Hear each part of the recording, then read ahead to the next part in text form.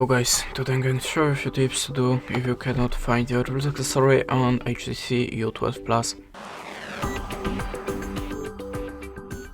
So if you have a problem with the Bluetooth device, always start from the simplest way, so switch off and switch on again the Bluetooth connection to restart it. You can also try to reset your phone. It's obvious, I know, but sometimes it really works, so just try it. At the start you have to be sure that your Bluetooth accessory has activated pair mode, and how to activate it you will find a manual to your device or maybe on your YouTube channel, so just check it and be sure that your Bluetooth accessory should be visible for other devices. But it's still not for your phone. Let's open the settings, swipe down to the system and choose the reset options. Select the Wi-Fi, mobile and Bluetooth, tap on the reset settings, copy your pattern and tap on the reset settings button. After that, look again for your device on the Bluetooth list. You can also try to update your system, so you have to open the system, go to the Apple phone and choose software updates. If you have an update, just install it and check for your device again.